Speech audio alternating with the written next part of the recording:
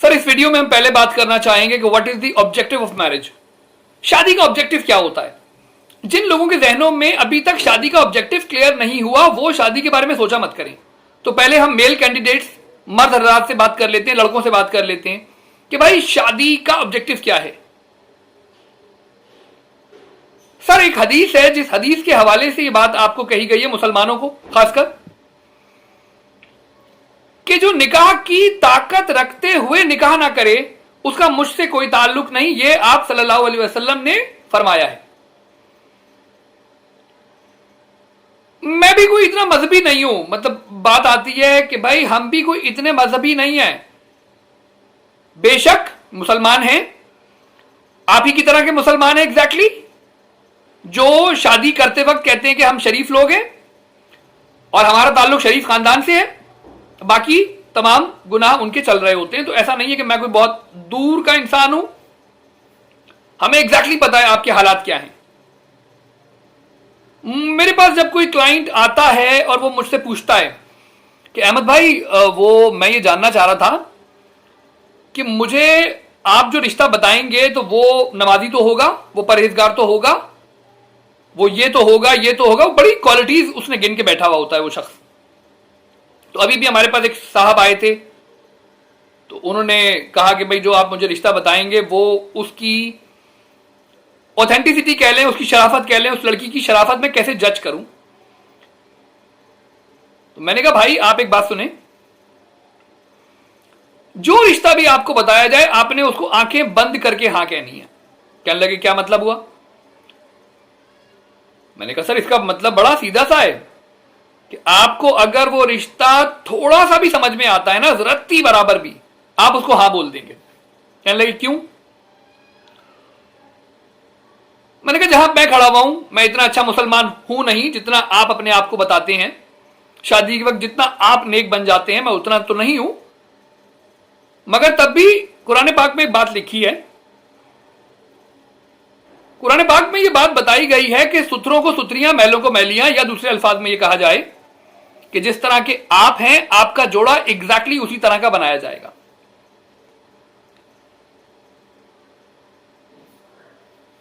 मेरी शादी हुई थी, पहली शादी हुई थी 2003 में, और मेरे खानदान में मेरे वालिद ने भी 2 शादियां की, मेरी जो दादा थे उनकी भी 2 शादियां थी, नाना ने 4 शादियां की। तो मैंने फर्स्ट मैरिज के वक्त अपनी बीवी को बता दिया था कि मैं दूसरी शादी जरूर करूंगा। तो 2003 से लेकर कोई 2022 होने को आया है, मेरे कई और काम भी होंगे, जरूरी नहीं कि मैरिज ब्यूरो में जो आए उसको मैं फौरन अपना निकाह का पैगाम देना शुरू हो जाऊं, ऐसा नहीं होता है। तो सर मैंने एग्जैक्टली बता रहा हूं मैं आपको, ये बिल्कुल इसमें एग्जैजुरेशन नहीं है, कोई बढ़ा चढ़ा के नहीं बता रहा। मैंने 2 बच्चों की मां से लेकर 9 बच्चों की मां तक को निकाह का पैगाम देकर देखा, मेरी शादी नहीं हुई।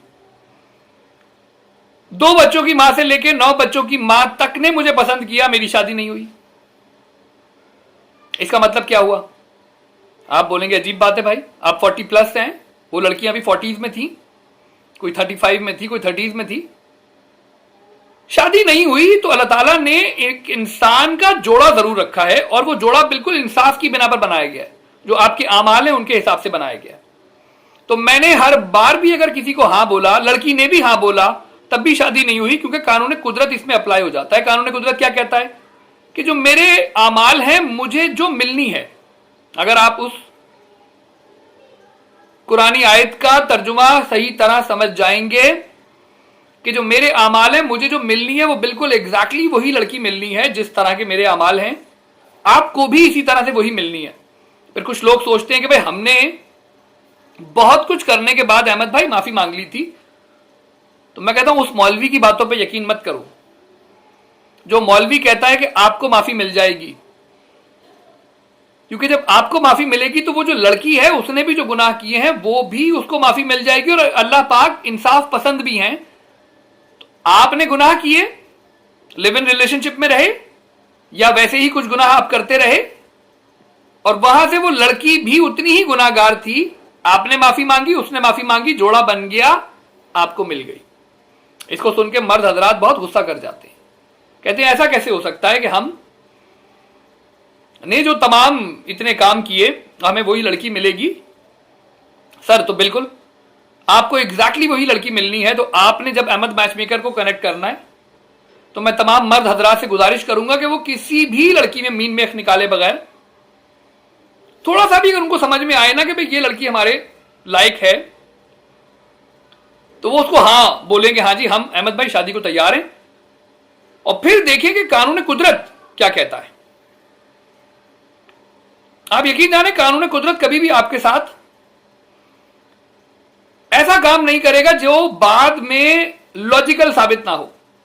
आपको वही लड़की मिलनी है जो आपके आमाल के ऐन मुताबिक है। तो बिला झिझक बेधड़क होके जो रिश्ता आपको बताया जाए आप फौरन से उसको जरा सा भी समझ में आया करे तो निकाह का पैगाम दे दिया करें। फिर हम देखते हैं शादी कैसे नहीं होती। तो अगर मेरी तरह 2003 से लेके कोई 17-18 साल हो गए, कुछ लड़कियों का पैगाम दिया होगा, तो अगर फिर शादी नहीं होती तो फिर आप कह सकते हैं कि भाई कानून कुदरत इन्वॉल्व है।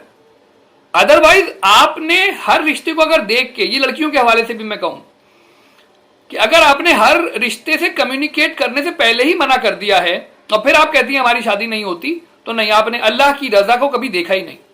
अल्लाह की रजा को तो तब देखा जाएगा जब आप कहेंगी मैं तैयार हूं अहमद साहब, अब आप बताइए कि मेरे हवाले से कोई रिश्ता है, तो हम कहेंगे मैडम ये रिश्ता इस वक्त मौजूद है तो आप शादी कर लीजिए।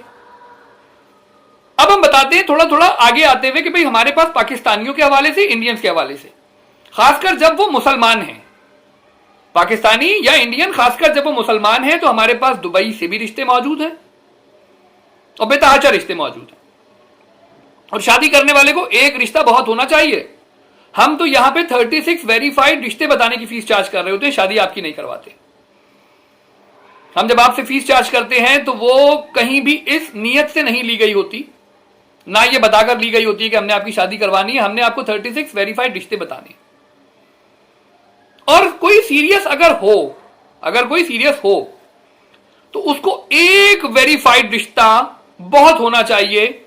मगर हमें लोग पूछते कि नहीं, हम 36 की बजाय आपको हाफ फीस देकर 18 प्रपोजल देख लें। नहीं जी, अगर आप सीरियस हैं तो आपको तो एक रिश्ता बहुत होना चाहिए।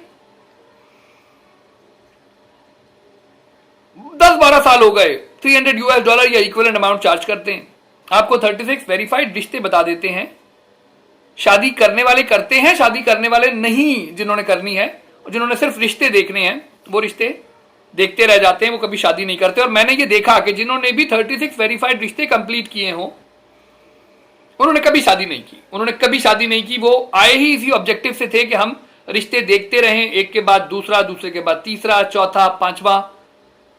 और जब कोई 20 रिश्तों से ऊपर जब देखने चला जाता है, हम समझ जाते हैं कि भाई इन्होंने शादी वादी नहीं करनी। तो ये जो सक्सेस के हवाले से लोग पूछते हैं कि जी सक्सेस रेट क्या है, हर उस शख्स का सक्सेस रेट 100% है जो हमारी बातों पर ईमान ले आता है, जो हमारी बातों को मान लेता है कि लोगों से कम्युनिकेट करना है, कम्युनिकेट किए बगैर रिजेक्ट नहीं करना है। ये कोई प्रोडक्ट नहीं है कि आप बोले 5 फुट 5 इंच की लड़की, कम से कम मास्टर्स, थोड़ी सी गुज्जर, होनी लाहौर से चाहिए, बस ये 4 चीजें जब आपने जोड़ ली तो इसका मतलब आप शादी करने नहीं आए हैं। आपको ऐसा लगता है कि मैरिज ब्यूरो कोई चीज बनाकर आपके सामने रखेगा और फिर वो लोग, वो मैरिज ब्यूरो वाले जो आपकी बातों को हाँ बोल देते हैं, आप उसको फीस दे देते हैं। भाई अहमद मैचमेकर से कुछ भी ना किया करें तो मुफ्त मशवरा जरूर ले लिया करें कि भाई हम इस तरह का रिश्ता ढूंढ रहे हैं, क्या ऐसा मुमकिन है? हम आपको बता देंगे मैडम ऐसा मुमकिन नहीं है। मगर नहीं, आप को जब हम बताते हैं कि ऐसा मुमकिन नहीं है तो आप कहते हैं कि क्या आप खुदा हैं? भाई अकल आपको भी दी गई है। मुस्लिम सुन्नी या मुस्लिम शिया एक पर्टिकुलर लोकेशन पे होना काफी है। सिंपल बता दूं मैं आपको, एज जिसकी आपके हवाले से हो। तो नेवर मैरिड लड़के लड़कियां जो 25 साल से ऊपर जा चुके हैं, आप दुबई में हैं, आपको दुबई का प्रपोजल मिल जाएगा। कोई इसमें कमाल की बात नहीं है, रिश्ते बताना कुछ कमाल की बात नहीं होती। सारा कमाल आपकी कहानी में मौजूद है। आप इस कहानी के हीरो आप हैं, इस कहानी की हीरोइन भी आप हैं, इस कहानी के विलन भी आप हैं। इसमें कोई दूसरा शख्स ना हीरो होता है, ना हीरोइन होती है, ना विलन होता है। रिश्ते वाले खुद अपने मामलात को बनाते हैं और वो खुद अपने मामलात को बिगाड़ते हैं। कभी भी ऐसा नहीं हो रहा कि मैरिज ब्यूरो किसी के मामले को बना सके या बिगाड़ सके।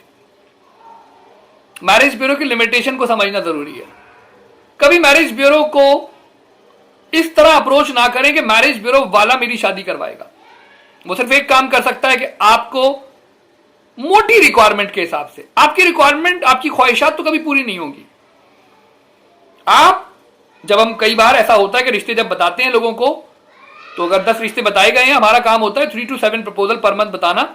और जैसे ही हम किसी को 10 रिश्ते भेजते हैं तो वो कहता है इन 2 लोगों से मेरा राब्ता करवा दें। भाई, ये जो 2 लोग आपने जिन पे हाथ रखा है वो हम पहले से जानते हैं कि वो हाईली पेड इंसान है। उसकी सैलरी उन तमाम लोगों में सबसे ज्यादा है जिसको आपने चुन लिया है। सर, उसकी भी कुछ रिक्वायरमेंट्स हैं। फीस आपने अगर दी है तो फीस वो भी दे सकता है।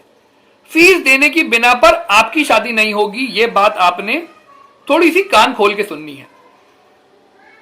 फिर 30+ की जो लड़कियां हैं जो लाखों रुपए कमा रही हैं, दुबई में एक अच्छी जॉब कर रही हैं, यूएसए में जॉब कर रही हैं, उनको भी ये बात समझने की जरूरत है कि अगर वो 32 में $5,000 कमा रही हैं तो 33 में खड़ा हुआ $5,000 कमाने वाला जरूरी नहीं कि वो आपसे शादी करे। वो हो सकता है 26, 25, 24, 23, 22, 21 लड़की को ढूंढ रहा हो। आपको किसने बताया?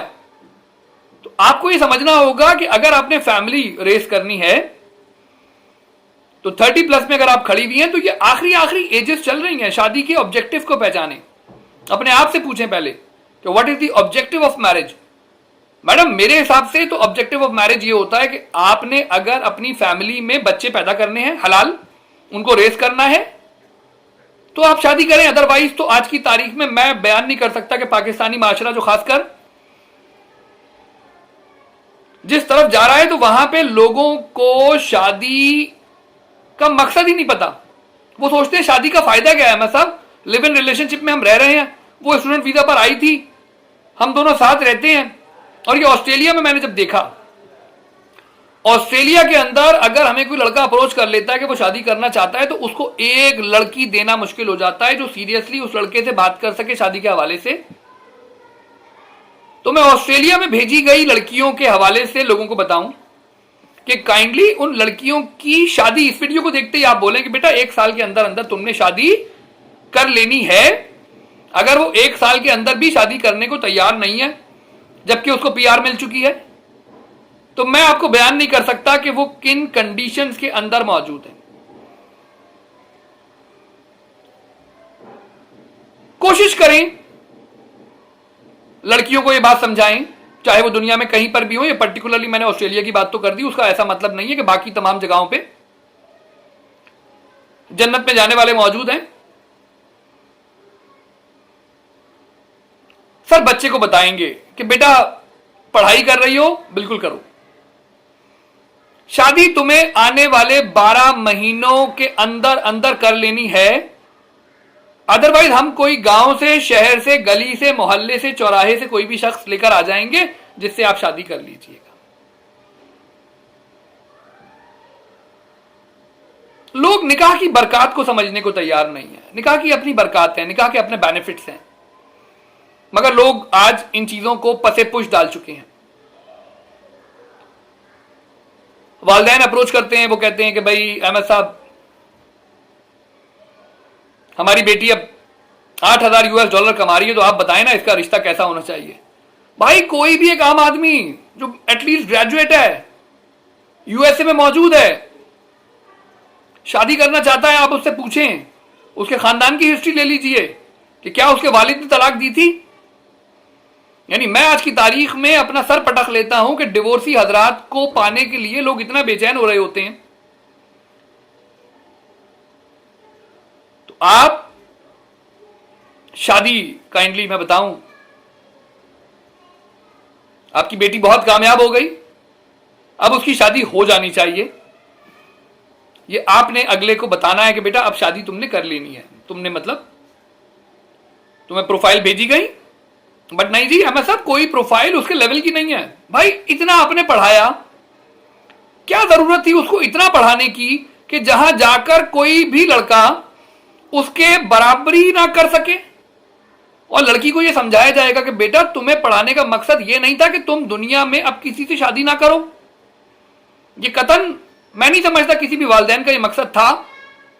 बट लड़की उनको बता देती है कि नहीं जी अब तो मैंने पीएचडी कर ली है, मेरे बराबर का लड़का तो कोई है ही नहीं, तो मैं अब बाकी जिंदगी विदाउट मैरिज रहना चाहूंगी। वो बगैर मैरिज नहीं रह रही होती, वो किसी के साथ बगैर मैरिज रह रही होती है। ये बात इल्जाम की नहीं है, एक्सपीरियंसेस आप ही लोग बताते हैं।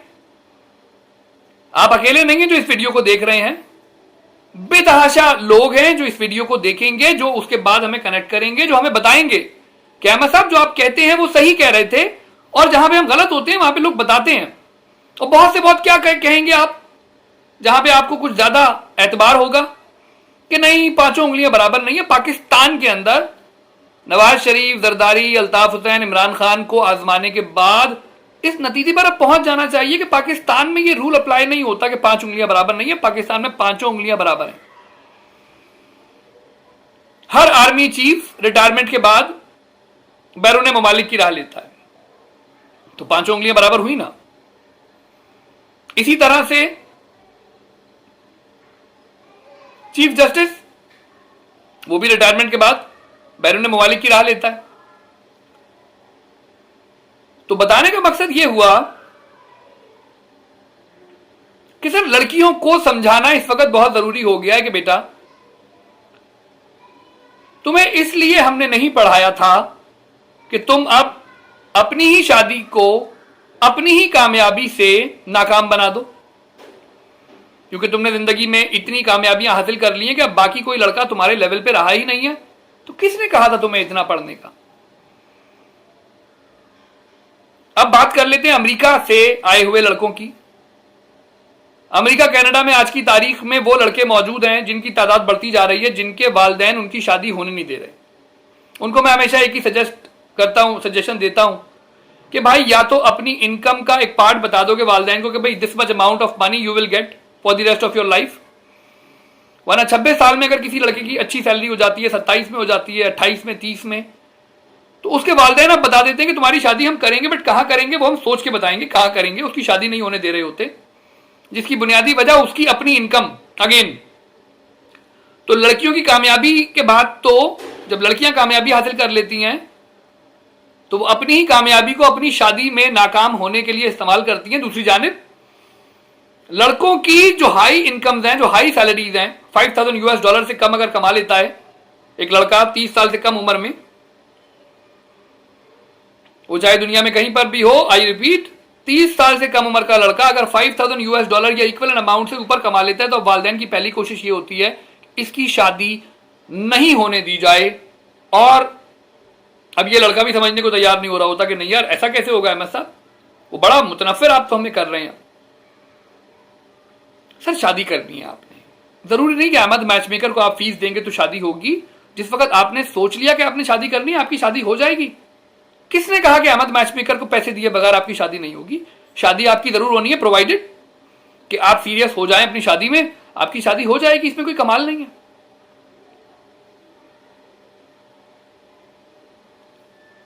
दुबई में चाहे इंडियंस हो चाहे पाकिस्तानीज हो, as long as they are Muslim, असल में मुसलमान की वजह से रिश्ता बताना आसान हो जाता है।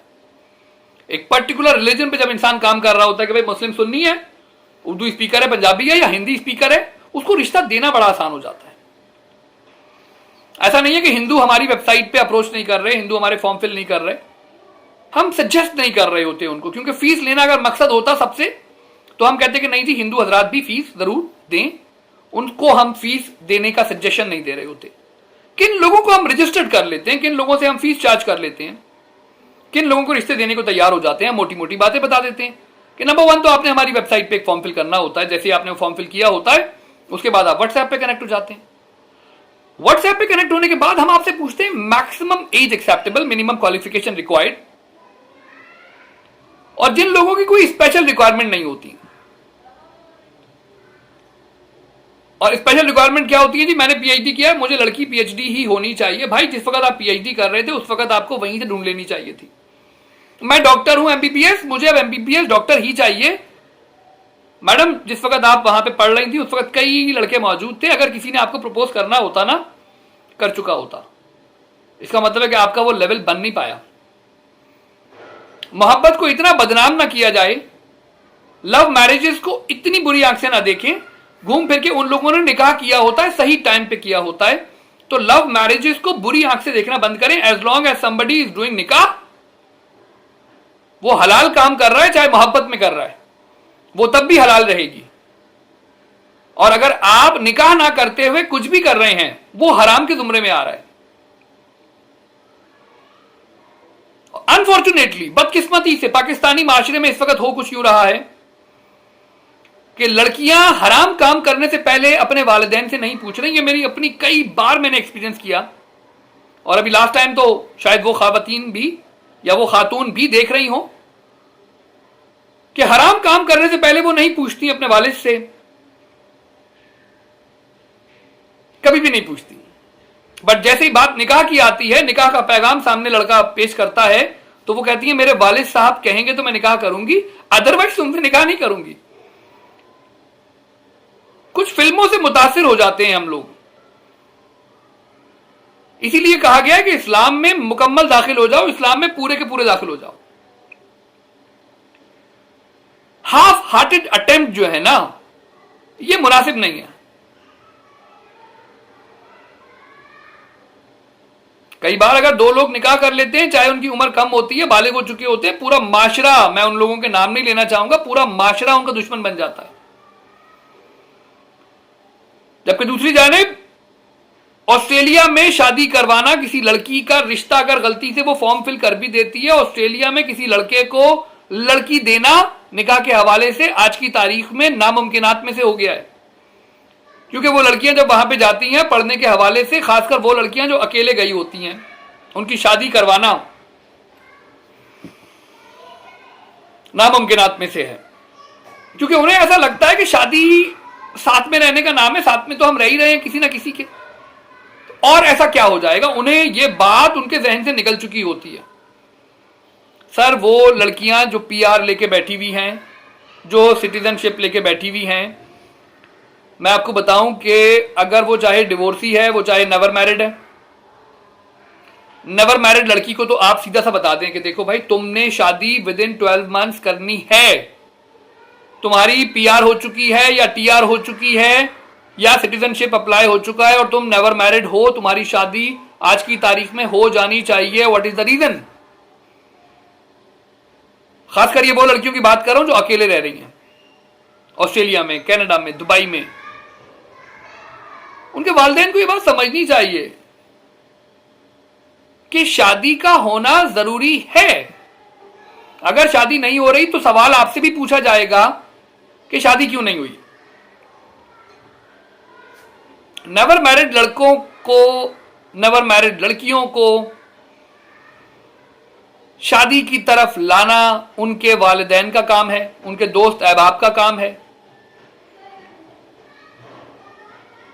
काफी मैंने कोशिश की है कि मैं आपको खुल के बताऊं, but unfortunately again I am a match maker.